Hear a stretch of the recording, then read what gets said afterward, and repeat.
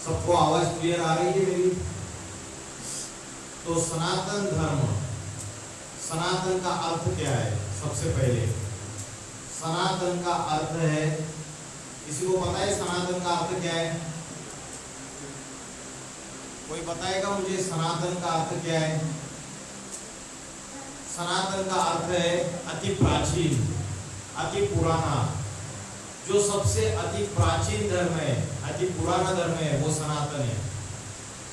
तो जो दूसरे दूसरे धर्म है वो अति प्राचीन नहीं कहेंगे उनको, क्योंकि जो दूसरे धर्म आए, इस्लाम धर्म स्थापन हुआ, बौद्ध धर्म स्थापन हुआ, क्रिश्चियन धर्म स्थापन हुआ, आदि शंकराचार्य द्वारा संन्यास धर्म स्थापन हुआ, गुरु नानक जी के द्वारा सिख धर्म स्थापन हुआ। ये जितने भी धर्म आए ये आज से 2-2.5 हजार साल के पहले नहीं थे। ये सारे के सारे धर्म इन 2-2.5 हजार साल में स्थापन हुए। लेकिन सनातन धर्म की जो संस्कृति है, कहते हैं कि सनातन धर्म की 5000 साल पुरानी संस्कृति। तो सनातन का अर्थ है अति प्राचीन। तो भारत को विश्व का सबसे प्राचीन खंड माना जाता है। एक भारत ही ऐसा देश है जिसको अविनाशी देश कहा जाता है, अविनाशी खंड कहा जाता है। क्यों अविनाशी कहा जाता है? क्योंकि भारत की धरती पर परमात्मा का अवतरण होता है और भारत की धरती पर परमात्मा आके, यही वो धरती है जहां पापों का अंत करके, पापी कलयुग का अंत करके नई दुनिया, सतयुग, सचखंड, स्वर्ग या राम राज्य स्थापन करते हैं। तो परमात्मा स्वयं भारत में अवतरित होके ये राम राज्य स्थापन करते हैं या स्वर्ग की दुनिया स्थापन करते हैं, जिसके लिए मुस्लिम लोग बोलते हैं जन्नत, क्रिश्चियन लोग बोलते हैं पैराडाइज और हिंदू लोग बोलते हैं स्वर्ग या वैकुंठ। सबने नाम अलग अलग दे दिए, लेकिन है वो एक ही चीज। जो सतयुग कहो, सचखंड कहो, वो स्वयं परमात्मा आके स्थापन करते हैं और भारत में करते हैं। तो भारत ये अविनाशी खंड है। जब सारी सृष्टि में प्रलय काल आता है, विनाश काल आता है, कयामत आती है या मास डिस्ट्रक्शन आता है, उस समय विनाशकारी देवता, जिसको संहार करता बोला है, कौन सी देवता है? 33 करोड़ देवी देवताओं में, जिसके लिए बोला कि तीसरा नेत्र खोला और सारी दुनिया में प्रलय आ गया। क्या बोलते हैं उनको? शिव शंकर भोलेनाथ। महाकाल, काल माना मृत्यु और महाकाल माना महामृत्यु। तो जब सारी सृष्टि में जब महाविनाश मंडराया, कयामत का समय आ गया, तो परमात्मा ने आके स्वयं भारत की धरती पर आके ऐसा ज्ञान दिया जिस ज्ञान से, वो ज्ञान जो है वो आत्मज्ञान दिया। कोई भौतिक पढ़ाई आके नहीं पढ़ाई। आज जो पढ़ाई पढ़ाई जाती है, कौन सी पढ़ाई पढ़ाई जाती है? पेट भरने की सीमित पढ़ाई पढ़ाई जाती है, जिससे पेट भर सकते हैं। इंजीनियर बनने की, डॉक्टर बनने की, वकील बनने की, अलग अलग तरीके की पढ़ाई पढ़ाई जाती है। लेकिन परमात्मा आके अध्यात्म की पढ़ाई पढ़ाता है। अधि माना अंदर और आत्मा, आत्मा के अंदर का जो ज्ञान है वो बताता है। श्रीमद् भगवद गीता में बोला है ज्ञान निर्दुत कल्मषा, मतलब जैसे हम शरीर को पानी से धोते हैं, स्नान करते हैं, तो शरीर की जो मैला है वो साफ हो जाता है। वैसे आत्मा के ऊपर जो अनेक जन्मों के पाप कर्मों का जो मैला चढ़ा हुआ है वो कैसे साफ होता है? वो साफ करने के लिए क्या चाहिए? पानी चाहिए। कौन सा जल चाहिए? ज्ञान जल चाहिए। कौन सा जल चाहिए? ज्ञान जल। और वह ज्ञान जो स्वयं परमात्मा आके देते हैं, जिसके लिए श्रीमद् भगवत गीता में बोला है, नहीं ज्ञानेन सदृशम पवित्रम यह विद्यते। इस अध्यात्म ज्ञान के सिवाय इस सृष्टि में कोई भी वस्तु पवित्र नहीं है। जो ज्ञान स्वयं परमात्मा ने अपने मुख से सुनाया, कौन सा ज्ञान है वो? गीता ज्ञान। क्योंकि श्रीमद् भगवत गीता ये एक ही ऐसा ग्रंथ है जो भगवान वाच है।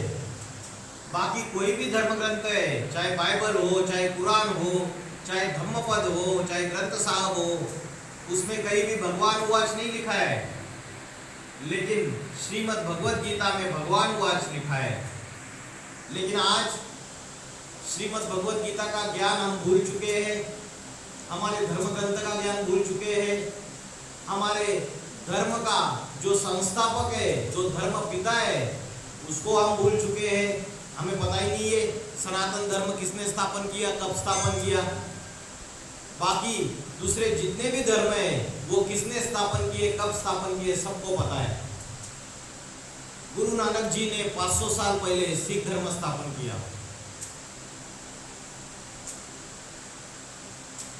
मोहम्मद पैगंबर जी ने आज से 1400 साल पहले मुस्लिम धर्म स्थापन किया।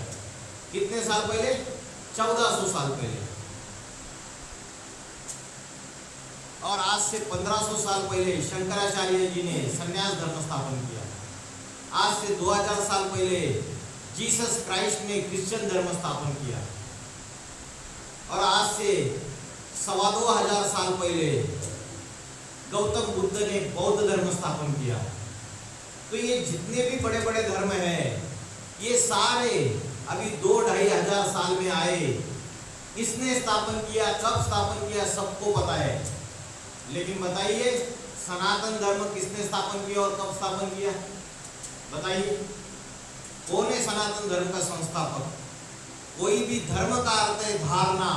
क्या है? धारणा, जो हम अपने जीवन में आचरण करते हैं।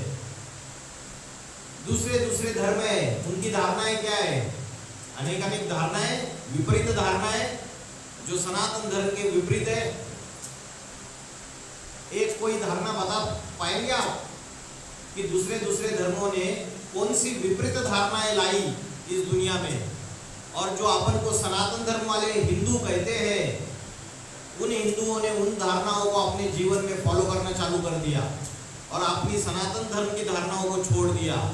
कोई बताएगा कोई एक धारणा? बताइए।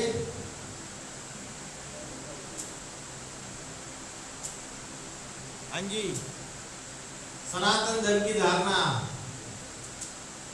भारत ये सती सावित्री का देश गाया जाता था। राजा अगर लड़ाई में मारा जाता था तो रानी जलती आग में कूद जाती थी, जोहार कर देती थी, लेकिन पर पुरुष को अपने तन को हाथ नहीं लगाने देती थी। ये भारत की नारी की पवित्रता है। ये सती सावित्री का देश था। लेकिन आज से 70-80 सालों में क्या हो गया भारत में?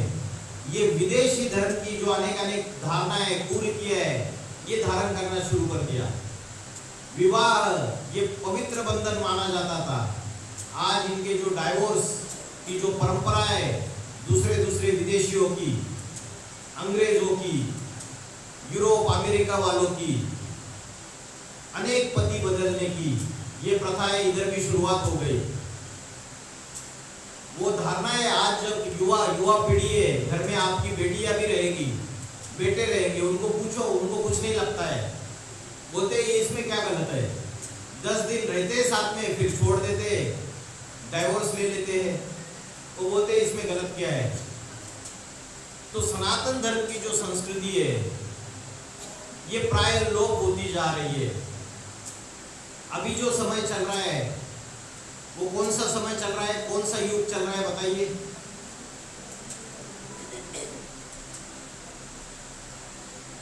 कौन सा युग चल रहा है? कलयुग चल रहा है या घोर पापी कलयुग चल रहा है? घोर पापी कलयुग चल रहा है। जब ऐसा समय आता है और सनातन धर्म की जो धारणा है वो प्राय लोप हो जाती है, तो परमात्मा को स्वयं इस सृष्टि पे ये प्राय लोप हुई सनातन धर्म की धारणाओं को पुनर्स्थापित करने के लिए इस सृष्टि पे अवतरित होना पड़ता है। वही आके अनेक आसुरी वृत्तियों का, राक्षसी वृत्तियों का विनाश करके, अनेक धर्मों का विनाश करके एक सद्धर्म स्थापन कर सकता है। मुझे बताइए, कोई घड़ा है दूध से भरा हुआ, और उस दूध के भरे हुए घड़े में एक हल्का सा, एक ड्रॉप, एक छोटा सा विष की बूंद डाल दी, विष की बूंद डाल दी, तो पूरा दूध क्या हो गया? विषैला हो गया ना। और विषैला हो गया, अभी उस विष को आपको निकालना है, तो आप ऊपर से कितना भी दूध डालते रहो, डालते रहो, डालते रहो, विष निकल जाएगा क्या? नहीं निकलेगा ना। तो क्या गलती हुई कि ये दूसरे दूसरे जो धर्म आए, इस्लाम धर्म आया, इस्लाम धर्म आया तो आपस में भाई बहन आपस में शादी करने लगे, आपस में देह का सुख भोगने लगे। तो ये सनातन धर्म की जो धारणा है ये उससे खंडित होने लगी, क्योंकि कच्चे कच्चे हिंदू दूसरे दूसरे धर्मों में कन्वर्ट होने लगे। तो ये दूसरे दूसरे धर्म आए, इस्लाम आया, क्रिश्चियन आया, दूसरे दूसरे अनेक धर्म आए, उन्होंने क्या किया? विपरीत विपरीत धारणाओं का, विकृतियों का विष डाला। इसमें विष डाला, जो सनातन धर्म की जो ओरिजिनल धारणा है उसके अंदर विष डाल दिया। और कौन सा विष डाला? बताइए कौन सा विष डाला? जो 5 विकार है, काम, क्रोध, लोभ, मोह, अहंकार, इन 5 विकारों का विष डाला। यही रावण के 5 मुख है। रावण के 10 मुखों में से 5 मुख। ये जो 5 विषय विकार है, तो कौन से धर्म में कौन सा विष डाला बताइए इसमें से? काम का अर्थ क्या है? काम का अर्थ है कामना, इच्छा। और इच्छाओं में प्रबल इच्छा कौन सी है? काम को विकार कहा जाता है ना। तो कौन सा विकार है ये बताइए? कौन सा विकार है बताइए? काम विकार। काम विकार का अर्थ क्या है? विषय वासना।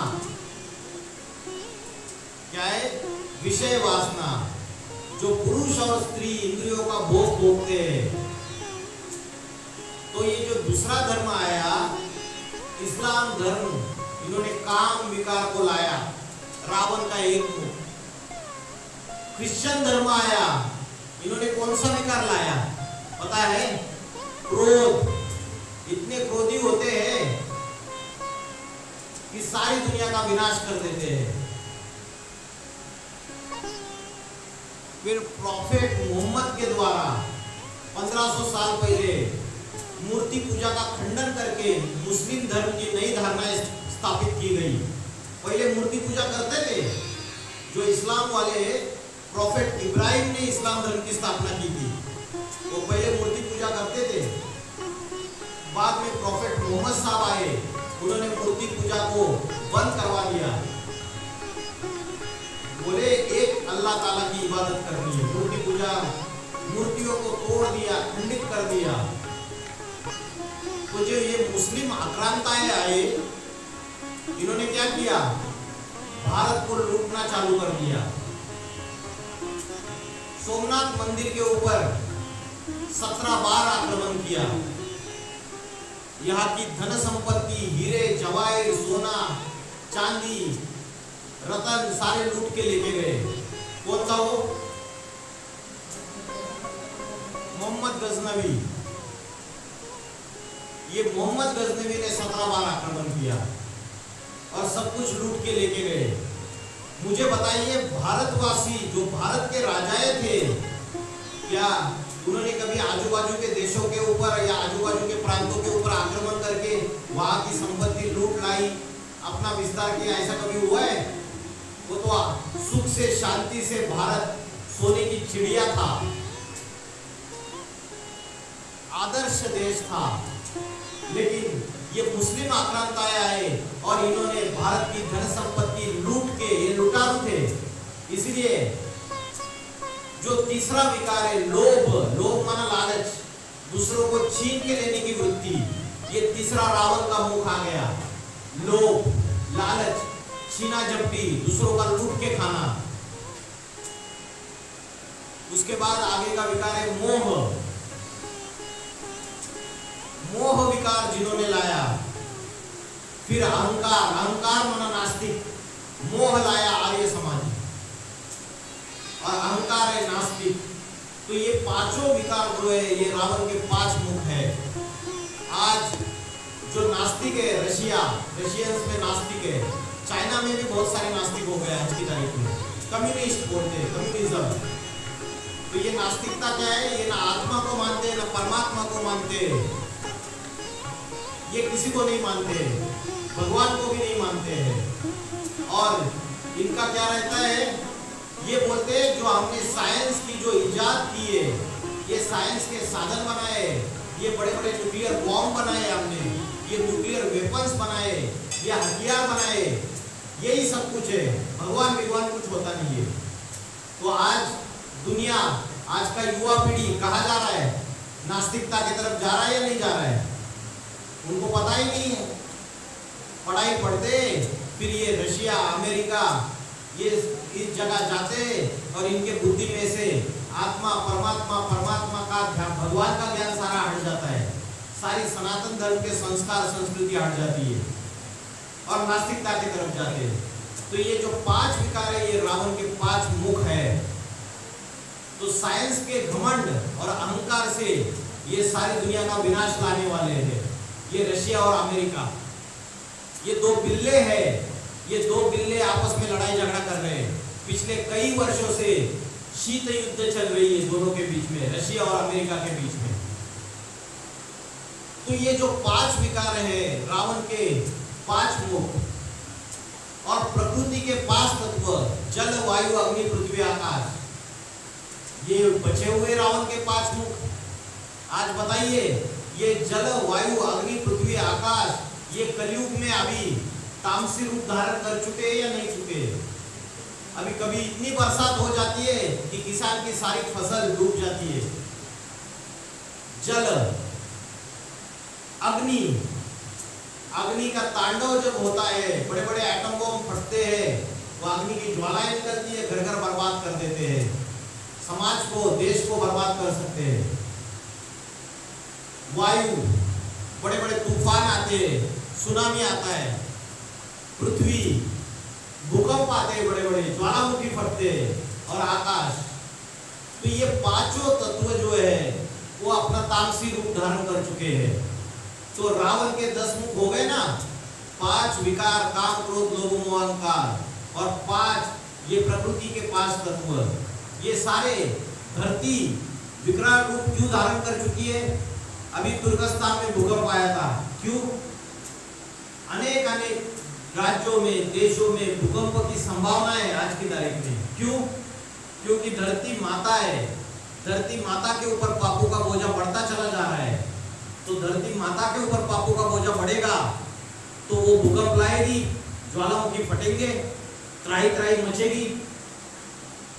तो ये जो सारा समय है, ये रावण राज्य फैला हुआ है। ये रावण के 10 मुख काम कर रहे हैं आज दुनिया में, 10 धर्मों के रूप में। ये 10 धर्म रावण के 10 मुख है, और 10 मुखों से रावण 10 प्रकार की बातें कर रहा है, जिसके लिए बोलते तुंडे तुंडे मतिर भिन्ना। ये 10 प्रकार की बातें चल रही है। कौन सा धर्म कौन सी बातें कर रहा है, और सारे आपस में लड़ाई झगड़ा कर रहे हैं। देश आपस में लड़ रहे हैं, समाज आपस में लड़ रहे हैं, राज्य आपस में लड़ रहे हैं, घर घर में झगड़े हैं, जाति जाति में झगड़े हैं। तो ये रावण राज्य पूरी तरीके से फैला हुआ है। तो जब विनाश का समय आता है, तब परमात्मा स्वयं आके इस रावण का अंत करते हैं। क्या करते हैं? रावण का अंत करते हैं, और नया राम राज्य स्थापन हो जाता है, जिसको सतयुग बोलते हैं। तो मैंने बोला कि भारत की एक ही धरती जो है वो अविनाशी धरती है, बोला ना, यहां से मेरी शुरुआत हुई थी, फिर हम आगे चले गए। याद आ रहा है? भारत ये एक ही धरती है भारतीय एक ही खंड है जो अविनाशी खंड है, जिसका कभी विनाश नहीं होता है। ये दूसरे दूसरे खंड है, जब विनाश का समय आएगा, भूकंप होंगे, ज्वालामुखी फटेंगे, एटम बम फटेंगे, तो ये दूसरे दूसरे धर्मखंड पहले खलास हो जाएंगे। ये अमेरिका आज से 500 साल पहले वर्ल्ड के नक्शे पे नहीं था। ये रशिया, ये भी, इसका इतिहास ज्यादा पुराना नहीं है। ऑस्ट्रेलिया आज से 300 साल पहले वर्ल्ड के नक्शे पे नहीं था। ये सारे जो आइलैंड से, ये द्वीप है, महाद्वीप, ये बाद में आए। इनका हिस्ट्री नया नया हिस्ट्री है, ज्यादा पुराना हिस्ट्री नहीं है इनका। तो ये जितने भी धर्मखंड बाद में आए, ये पहले पहले फिर से महासागर की गर्त में चले जाएंगे और ये सारी सृष्टि धीरे धीरे विनाश को पाएगी। लेकिन भारत जहाँ भगवान अवतरित होती है, वो अविनाशी धरती है, उसका कभी विनाश नहीं होता है। इसके लिए बोला है, महाकाल की शरण में जो जाएगा उसको काल क्या खाएगा। तो उस परमात्मा शिव शंकर भोलेनाथ को, जो साधारण मनुष्य शरीर में कलयुग के अंत में अवतरित हो जाते हैं, तो उनको जो व्यक्ति पहचानता है तो वो प्रकृति जीत बन जाता है। प्रकृति जीते सो जगत जीत। प्रकृति विकराल रूप धारण करेगी आगे आने वाले समय में, लेकिन परमात्मा के जो बच्चे रहेंगे उनके ऊपर उसकी आँच नहीं आएगी,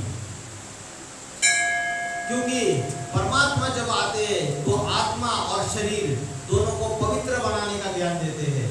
आज हमारी आत्मा मैली हो चुकी है, शरीर पाप कर्मों में डूबा हुआ है, जिसका असर आत्मा के ऊपर हो रहा है। तो परमात्मा आके भारत की धरती पर आकर इस नरक की दुनिया को बदल के स्वर्ग स्थापन करते हैं। तो भारत की धरती ये अविनाशी खंड है। तो जैसे भारत ये प्राचीन खंड है, तो ये जो सनातन धर्म है, उसका जो धर्म पिता है वो भी प्राचीन है। तो सनातन धर्म का धर्म पिता कौन? सनातन धर्म सभी धर्मों का मूल बीज है। जैसे कोई बीज होता है, उस बीज से क्या निकलता है? सारा वृक्ष तैयार हो जाता है। तना निकलता है, टहनियाँ निकलती है, पत्ते निकलते हैं, फूल निकलते हैं, फल निकलते हैं। वैसे ये सृष्टि का वृक्ष है, और इस सृष्टि रूपी वृक्ष का जो बीज है वो स्वयं परमात्मा है। श्रीमद् भगवद गीता में बोला है, उद्र मूलम अधशाक अश्वत्थम प्राहुर्व्ययम्। ये ऐसा अश्वत्थ वृक्ष है, ये ऐसा कल्प वृक्ष है, भगवद गीता में बोला है, जिसकी जड़ें जो है वो ऊपर की ओर है और उसकी टहनियाँ नीचे की ओर है। अधोमुखी टहनियाँ है और उद्रमुखी जड़ें है। ये तो उल्टी बात है। हमेशा कोई वृक्ष होता है तो जड़ें नीचे की ओर होती है और जो टहनियाँ होती है वो ऊपर की ओर होती है। लेकिन श्रीमद् भगवद गीता में बोला है, उद्र मूलम अधशाखः। तो ऐसा क्यों बोला है? क्योंकि ये जो वृक्ष है, ये वृक्ष का बीज स्वयं परमात्मा है। परमात्मा ने आके स्वयं सनातन धर्म की श्रेष्ठ धारणाओं का, ज्ञान का बीज बोया है। कभी तो बोया होगा, कब बोया, कैसे बोया, कैसे आके इस सृष्टि में कार्य किया, ये हमको किसी को पता नहीं है। हम सिर्फ महिमा करते रहते हैं भगवान की, कि भगवान आए, उन्होंने ब्रह्मा के द्वारा नई सृष्टि की स्थापना की, शंकर के द्वारा विनाश किया और नई दुनिया सतयुग की पालना विष्णु के द्वारा की। लेकिन वो क्या आकाश में बैठ के ये सारा कार्य करते हैं? इसी सृष्टि पे आकर वो कार्य करते हैं। और आपने बोला कि उन्होंने तो कार्य किया था, लेकिन अभी हम बोल रहे हैं ये जो सृष्टि का चक्र है ये गोल गोल घूमता रहता है। जैसे जल चक्र घूमता है, वैसे ये सृष्टि का चक्र भी गोल गोल घूमता है। जैसे सतयुग के बाद त्रेता युग, त्रेता युग के बाद द्वापर युग और द्वापर युग के बाद कलयुग आता है। तो ये जो सृष्टि है ये 4 युगों से पसार होती है। तो परमात्मा जो है वो फिर से अभी कलयुग, पापी कलयुग आ गया और फिर से अधर्म का बोलबाला हो गया। तो जब ऐसा समय आता है तो परमात्मा फिर से अवतरित होते हैं साधारण मनुष्य तन में। अभी अवतरित हो चुके हैं वर्तमान में। वो अवतरित होके इस पापी पतित सृष्टि का विनाश कराते हैं और पावन सृष्टि आत्मा को पवित्र बनाने का ज्ञान देते हैं, शरीर को पवित्र बनाने का ज्ञान देते हैं और नई दुनिया सतयुग स्थापन करते हैं। तो ये जो जड़े हैं ये श्रीमद् भगवद गीता में बोला ऊपर की ओर है और जो शाखाएं वो नीचे की ओर है। तो ये जो बीज है स्वयं परमात्मा है, जो जड़े हैं वो सनातन धर्म है और जो तना है वो हिंदू जो सनातनी है वो तने से जा रहे हैं ऊपर सीधा। और जो अलग अलग टहनियां है वो टहनियां कौन सी है? ये टहनियां अलग अलग धर्म है, इस्लाम, बौद्धी, क्रिश्चियन, सन्यासी, सिख, ये इस सृष्टि रूपी वृक्ष की टहनियां है, ये अलग अलग टहनियां। और उसके जो पत्ते हैं उन धर्मों के फॉलोअर्स है। तो ये वृक्ष की शुरुआत कैसे हुई? तो बोला उद्रो मूलम अधः शाखा। उद्रो माना उपराम, ऊपर की ओर, ऊपर माना परमात्मा के नजदीक, जैसे बोलते उपराम, उपवास। उप माना जो ऊपर वाला है, परमात्मा है, उससे नजदीक वास करना, उसके नजदीक रहना, इसको बोलते उपवास। वैसे ही उद्रो मूलम, जो सनातन धर्म की जो जड़ें है वो ऊपर की ओर है, उद्रो दिशा में लेके जाने वाली है, परमात्मा के नजदीक है। परमात्मा ने जो श्रीमद् भगवद गीता में सनातन धर्म का ज्ञान दिया है उस ज्ञान को फॉलो करने वाले हैं। अधः शाखा माना अधोमुखी शाखा, नीचे की तरफ शाखा है। लेकिन ये जो दूसरे धर्म है ये क्या है? ये अधः नीचे लेकर जाने वाले हैं, पतित बनाने वाले हैं। पतित माना नीचे गिरना, पतित माना नीचे गिरना। तो अधः शाखा, तो ये ऐसी शाखा है जो नीचे की ओर लेके जाने वाली है। ये हमको पतन की गर्त में लेके जाने वाली है, गड्ढे में लेके जाने वाली है। तो इसलिए गीता में बोला उद्रो मूलम अधः शाखा। तो ये जो कल्प वृक्ष है, सृष्टि रूपी वृक्ष है, ये इस सृष्टि रूपी वृक्ष का बीज स्वयं शिव शंकर भोलेनाथ है। आप बोलेंगे इसका क्या प्रूफ है? श्रीमद् भगवद गीता में बोला है बीजम माम सर्वभूतानाम। क्या बोला है? बीजम माम सर्वभूतानाम विद्धि पार्थ सनातनम। मैं सारे इस संसार का बीज हूँ, मैं स्वयं इस सृष्टि रूपी वृक्ष का बीज हूँ। मुझे पहचानो, जो मुझे पहचानता है उसके पापों से मुक्त हो जाता है। श्रीमद् भगवद गीता में बोला है बुद्धिर मताम अस्मि तेजस विना अहम। मैं बुद्धिमानों की भी बुद्धि हूँ। कौन बोल रहे? भगवान स्वयं बोल रहे गीता में, मैं बुद्धिमानों की भी बुद्धि हूँ, मैं तेजस्वी पुरुषों का भी तेज हूँ। आज दुनिया में कितने तेजस्वी पुरुष है, स्त्रियां है, महिलाएं, लेकिन उससे भी तेजवान स्वयं परमात्मा है। मैं बुद्धिमानों की बुद्धि हूँ। आज बड़े बड़े वैज्ञानिक है, साइंटिस्ट, बड़े बड़े फिलोसोफर्स है, इंटेलेक्चुअल्स है, वकील है जिसको बुद्धिमान अधिवक्ता बोलते हैं, इंजीनियर से, डॉक्टर से, बुद्धिमान लोग हैं। लेकिन इन सभी के बुद्धिमानों से भी बुद्धिमान कौन है? वो स्वयं परमात्मा शिव शंकर भोलेनाथ है। तो वो सारी सृष्टि का बीज है, सनातन धर्म की धारणाओं का बीज स्वयं परमात्मा आके डालते हैं। श्रीमद् भगवद गीता में बोला है जगत अव्यक्त मूर्तिना। क्या बोला है? जगत अव्यक्त मूर्तिना। भगवद गीता में श्लोक आया है मया ततमिदं सर्वम जगत अव्यक्त मूर्तिना। इसका अर्थ ये है कि मेरे द्वारा ये सारी सृष्टि विस्तार को पाई है। जैसे कोई बीज होता है, उस बीज के द्वारा सारा वृक्ष विस्तार को पाता है, वैसे परमात्मा स्वयं ज्ञान का, अध्यात्म ज्ञान का, सनातन धर्म की धारणाओं का बीज आकर बोता है। कब होता है? हर कलयुग के अंत में। हर कलयुग के अंत में ये चक्र घूमता रहता है। आप सोचेंगे कि भाई साहब ब्रह्मा ने, विष्णु ने, शंकर ने आके कभी नई सृष्टि स्थापन करके पुरानी दुनिया का विनाश किया था, और मैं बोलता हूँ अभी फिर से वो आए हुए हैं।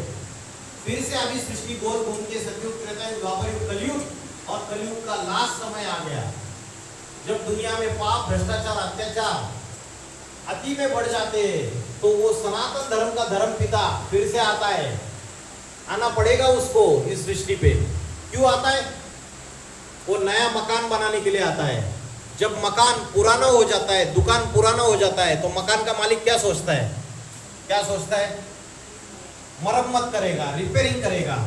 तो मरम्मत करेगा, एक बार मरम्मत करता है, 2 बार मरम्मत करता है, 3 बार मरम्मत करता है, 4 बार मरम्मत करता है, 5 बार मरम्मत करता है। लेकिन बार बार मरम्मत करने के बावजूद ये मकान और ही टूटा फूटा होता जाता है। मकान और ही ऐसी हालत हो रही है, पुराना हो रहा है पूरी तरीके से। घर में बीवी बाल बच्चे दुखी है, तो घर का मालिक क्या करता है बताइए? घर का मालिक रिपेयरिंग करने से, मरम्मत करने से भी काम नहीं बन रहा है, तो मकान का मालिक क्या करता है?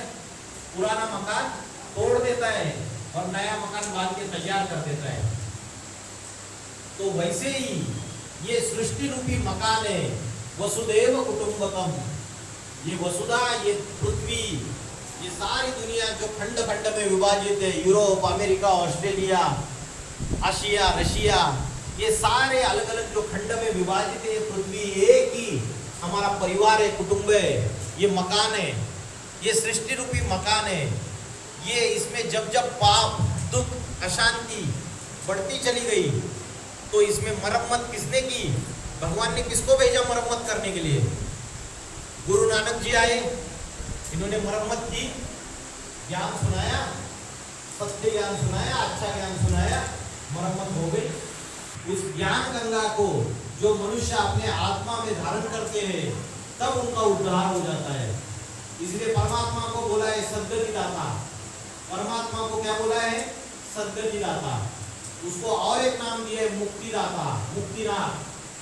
आपने कभी शमशान में अगर गए होंगे तो शमशान में कभी कभी शंकर जी की बड़ी बड़ी मूर्तियां रंगी रहती है, लिखा रहता है मुक्ति द्वार, लिखा रहता है मुक्तिनाथ। तो सारी सृष्टि में जब आदि में दुख दर्दों की अति हो जाती है, विषय विकारों की अति हो जाती है, तब इन विषय विकारों से मुक्ति दिलाने के लिए, दुख दर्दों से मुक्ति दिलाने के लिए परमात्मा कलयुग के अंत में स्वयं इस सृष्टि पर अवतरित होते हैं। तो सारी सृष्टि का वो स्वयं मूल बीज है सनातन धर्म का। तो मैंने आपको बताया सनातन धर्म का मूल बीज, श्रीमद् भगवत गीता में भी ये साबित होती है बात। शिव शंकर भोलेनाथ को क्या बोला है पता है गीता में? तुम आदि देव पुरुषा पुराना, तू सबसे पुराना पुरुष है, वो आदि देव है इस सृष्टि का। तुमस्य विश्व से परम निदान, तो इस विश्व का आश्रय करता है। जैसे घर परिवार में पति होता है, तो पति क्या होता है? सारी पत्नी, बीवी, बाल बच्चे सबका आश्रय करता होता है। वैसे शंकर को बोला है विश्वनाथ, तो सारी सृष्टि का आश्रय करता है। वो स्वयं वो सारी सृष्टि का आदिदेव है।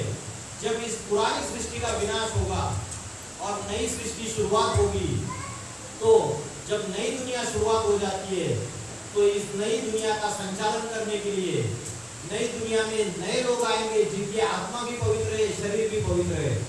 ऐसे ही लोग नई दुनिया में आएंगे, बाकी सबका विनाश हो जाएगा। तो कौन से आत्माएं आएगी? जो अभी अपनी आत्मा के अंदर की जो 5 विकार है, इनको जलाने का अभ्यास कर रहे हैं, अपने मन को कंट्रोल करने का अभ्यास कर रहे हैं, अपनी इंद्रियों को संयमित करने का अभ्यास कर रहे हैं, अपनी आत्मा को शुद्ध बनाने का अभ्यास कर रहे हैं, वही आत्माएं नई दुनिया स्वर्ग में आएगी। तो शिव शंकर भोलेनाथ को बोला तुम आदिदेव पुरुषा पुराना, तू आदिदेव है इस सृष्टि का। अभी मुझे बताइए आदिदेव किसको बोला जाता है? कृष्ण को बोला जाता है या शंकर को बोला जाता है? आदि पुरुष, आदिदेव, ये तो शिव शंकर भोलेनाथ को बोला जाता है। जब सृष्टि का विनाश होकर नई सृष्टि चालू होती है, तो एक प्रथम पुरुष और प्रथम स्त्री इस दुनिया में होते हैं। मुस्लिम लोग उनको बुलाते हैं आदम और हव्वा, क्रिश्चियन लोग उनको बुलाते हैं एडम और ईव, जैन लोग उनको बुलाते हैं आदिनाथ आदिनाथिनी, और हिंदू लोग उनको बुलाते हैं आदिदेव आदिदेवी, आदि पुरुष आदि स्त्री, शंकर और पार्वती। तो सबने नाम अलग अलग दे दिए, लेकिन है वो एक ही पर्सनैलिटी, है वो एक ही व्यक्तित्व। शास्त्रों में अलग अलग धर्म ग्रंथों में उसको अलग अलग नाम से पुकारा, जैसे उसने काम किए वैसे उसको नाम दे दिए। अच्युतम केशवम राम नारायणम कृष्ण दामोदरम वासुदेव हरि, है वो एक ही व्यक्तित्व। एक वो सद्विप्रा बहुधा वदन्ति, वो एक ही सत्य ब्राह्मण है जिसको अनेक अनेक नामों से उसका गायन किया है शास्त्रों में, और उसका आज हम मंदिरों में पूजन कर रहे हैं। तो मंदिरों में आज हम उस परमात्मा शिव शंकर भोलेनाथ की पूजा कर रहे हैं, उसके सामने जाके माथा टेकते हैं तो कितना प्रसन्न हमें लगता है, हमारे दुख हल्के हो जाते हैं। लेकिन अगर वो साक्षात प्रत्यक्ष रूप में, चैतन्य रूप में किसी साधारण मनुष्य में इस धरती पे अगर अवतरित हो गया तो बल्ले बल्ले हो गई। फिर परमात्मा को आके बंद करके क्या बोलते परमात्मा को, उसके सामने जाकर, हे भगवान त्वमेव माता च पिता त्वमेव, तू ही माता है तू ही पिता है। तो कभी तो आके वो किसी साधारण मनुष्य शरीर में अवतरित होके माता और पिता का उसने रोल प्ले किया होगा, कभी तो आके उसने बंधु सखा सभी रोल प्ले किया होगा। तो वो कौन सा समय है? वो समय है कलयुग के अंत का समय, जिसके लिए बोला है कलातीत कल्पांतकारी, वो कल्प का अंत करने वाला है। एक कल्प क्या होता है, किसी को पता है कल्प कैसे बनता है? सतयुग, त्रेता युग, द्वापर युग और कलयुग, ये 4 युग मिला के एक कल्प बनता है। तो परमात्मा जो है हर कल्प के अंत में, पापी कलयुग के अंत में इस सृष्टि पे अवतरित होते हैं और पापों का अंत करके नई दुनिया लाते हैं। आपने सुना होगा कि कृष्ण द्वापर युग में आए और उन्होंने महाभारत युद्ध हुई और उसमें कौरवों का विनाश हो गया, यादवों का विनाश हो गया। क्या बोला है? मैं दुर्जनों का विनाश करता हूँ, पापियों का विनाश करता हूँ और सद्धर्म स्थापन करता हूँ। लेकिन आप मुझे बताइए, अगर भगवान द्वापर युग में आए तो द्वापर युग के बाद पापियों का विनाश होके सतयुग आना चाहिए था, देवी देवताओं का राज्य आना चाहिए था। लेकिन द्वापर युग के बाद तो पापी कलयुग आया। समझ रहे हैं? तो जरूर कोई कैलकुलेशन में गलती हो रही है, आंकड़ों में गलती हो रही है। आज से 5000 साल पहले द्वापर युग नहीं था, आज से 5000 साल पहले पिछले कलयुग का अंत था। ये सृष्टि का चक्र फिर से गोल गोल घूमा, सतयुग, त्रेता युग, द्वापर युग, कलयुग, फिर से कलयुग का अंत आ गया। शास्त्रकारों ने क्या किया? अपनी अपनी मतें शास्त्रों में डाल दी। जैसे आटा, दाल, नमक में मिलावट हो गई, वैसे शास्त्रों में भी मिलावट हो गई। श्रीमद् भगवद गीता में भी मिलावट कर दी। शंकराचार्य जी ने अपनी गीता बताई, बोला आत्मा और परमात्मा एक ही है, हम ब्रह्मास्मि शिवोहम। माधवाचार्य ने अपनी गीता बताई, बोला आत्मा और परमात्मा अलग अलग है। रामानुजाचार्य ने अपनी गीता बताई, लोकमान्य तिलक ने अपनी गीता की व्याख्या की, रविंद्रनाथ टैगोर ने अपनी गीता की व्याख्या की। तो सबने गीता की अलग अलग टीका टिप्पणियां की, जिसकी वजह से गीता का जो मूल अर्थ है वो आज हम भूल चुके। अभी हमारे सामने भूसा पड़ा हुआ है, आटे में नमक मिसल सच्चाई रह गई है शास्त्रों में। हम सच्चाई भूल चुके हैं पूरी तरीके से, इसीलिए फिर से परमात्मा को अवतरित होना पड़ता है सत्य गीता ज्ञान सुनाने के लिए। आज गीता खंडित हो चुकी है पूरी तरीके से, परमात्मा आकर फिर से सत्य गीता ज्ञान सुनाते हैं और पापी सृष्टि को पावन बनाते हैं।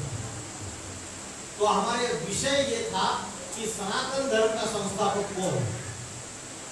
तो जितने भी धर्म पिताएं दिखाए हुए हैं, गुरु नानक जी के, आपने गुरु नानक जी की मूर्ति देखी है या चित्र देखी है?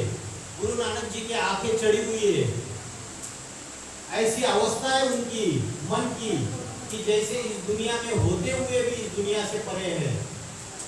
आंखें चढ़ी हुई है, ध्यान मग्न अवस्था है, चलते फिरते बोलते उठते बैठते एक ही अवस्था है। ये जो अवस्था चित्रों में दिखाई देती है, गौतम बुद्ध का चित्र देखो, उनकी भी आंखें चढ़ी हुई है। इसको बोलते हैं अव्यक्त अवस्था। निराकारी अवस्था, जो व्यक्त नहीं है वो अव्यक्त है। आत्मा व्यक्त है या अव्यक्त है, बताइए। अच्छा, शरीर व्यक्त है या अव्यक्त है? शरीर व्यक्त है, आंखों से दिखाई देता है, और आत्मा अव्यक्त है। कोई व्यक्ति आत्मा के ध्यान में है तो उसके चेहरे से दिखाई देता है, उसकी अव्यक्त अवस्था है, निराकारी अवस्था है, ध्यान मग्न अवस्था है। उसके बाद आप जीसस क्राइस्ट का चित्र देखिए, उनकी भी आंखें चढ़ी हुई है, ध्यान मग्न अवस्था में। जैसे इस दुनिया में होते हुए उनको अपने शरीर की, इंद्रियों की, इस दुनिया की कोई भी महत्व नहीं है, कोई भी मोह नहीं है, कोई भी लगाव नहीं है दुनिया में किसी भी पदार्थ से, प्राणी से, व्यक्ति से, अपने शरीर से, अपने शरीर की इंद्रियों से। तो ये जितने भी जीसस क्राइस्ट है, गुरु नानक है, ये गौतम बुद्ध है, इन सभी का जो पिता है, इन सभी का जो बाप है, इन सभी धर्म पिताओं का जो पिता है वो शिव शंकर भोलेनाथ है। शिव शंकर भोलेनाथ के सारे मूर्तियां, सारे चित्र ध्यान मग्न अवस्था में दिखाए हुए, उनको तपस्वी रूप में दिखाया हुआ है, हमेशा ध्यान में बैठे हुए, वैरागी अवस्था, याद की अवस्था। तो श्रीमद् भगवत गीता में एक श्लोक आया है, जगत अव्यक्त मूर्तिना, वो अव्यक्त है। तो आपने कभी देखा है कि कृष्ण के, श्री कृष्ण के कोई भी चित्र याद में या ध्यान में बैठे हुए, तो योगेश्वर कहो या आदि योगी कहो, ये शिव शंकर भोलेनाथ का गायन है, ना कि श्री कृष्ण का। हमने इस गहराई को समझा नहीं और शास्त्रों में अगड़म बगड़म हो गया। और मनुष्य जो सनातन धर्म का संस्थापक है, ऊंचा तेरा नाम, ऊंचा तेरा धाम, ऊंचा तेरा काम, जो विश्वनाथ है, जगन्नाथ है, उसको मनुष्य भूल गए और कृष्ण को भगवान समझ के बैठे। शिव शंकर भोलेनाथ भगवान एक है और देवी देवताएं अनेक होते हैं। तो देवी देवताएं तो 33 करोड़ है, लेकिन भगवान तो एक ही है, जिसके लिए गायन है सत्यम शिवम सुंदरम, वो एक ही सत्य है, शिव है। शिव माना कल्याणकारी, वो कभी अकल्याण नहीं कर सकता। इस सृष्टि का विनाश भी करता है तो उसमें भी कल्याण समाया हुआ है। पुराने धर्मों का विनाश करता है, पुरानी धारणाओं का विनाश करता है, पुरानी परंपराओं का विनाश करता है, पुरानी कुरीतियों का विनाश करता है। इन सब का विनाश करके एक सनातन धर्म की धारणाएं फिर से स्थापन करता है। तो इसलिए शंकर को विनाशकारी देवता बोलिए, क्रांतिकारी देवता बोलिए। तो दुनिया में क्रांति लाता है, बाकी किसी के बस का काम नहीं है। आज के राजनेता तो भाषण ठोकने में ही होशियार है और वोट लेने में। वोट लेते रहो, दुनिया को झूठे आश्वासन करते रहो, अल्पकाल की प्राप्तियां इस कलयुग की दुनिया में मिल सकती है, लेकिन सदाकाल की सुख और शांति एक परमात्मा के सिवाय कोई दे नहीं सकता।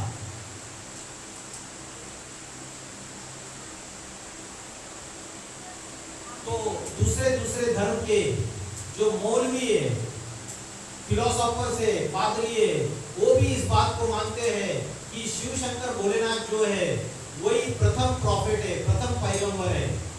इनसे ही ये शंकर और पार्वती जगत माता और जगत पिता है। ये बात को मुस्लिम मौलवी भी मानते हैं। आज से 1-1.5 साल पहले मोहम्मद इलियास नाम के ये मौलवी है, इन्होंने इंडिया टीवी न्यूज चैनल में, जो नेशनल न्यूज चैनल है, उसमें एक इंटरव्यू दिया था। उन्होंने बोला कि शिव शंकर भोलेनाथ ही सनातन धर्म के मूल बीज है और ये जगत पिता और जगत माता है, और मुस्लिम धर्म सनातन धर्म से ही निकला हुआ है। आप उनके आवाज से ही सुनिए।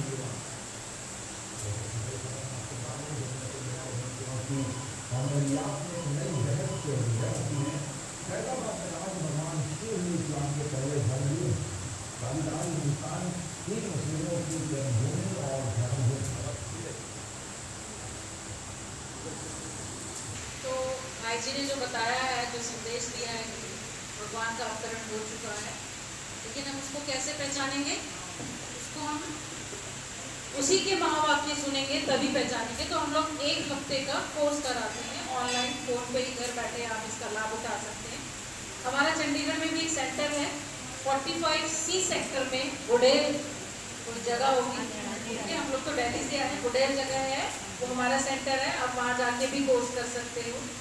ठीक है, घर बैठे भगवान मिल गया, वो समय चल रहा है, तो आप अपने नंबर दीजिए, हम लोग आपको कोर्स कराएंगे। और अभी मैं यहाँ के प्रधान जी को बुलाना चाहूँगी, वो आके 2 शब्द कुछ कहें या बताएं।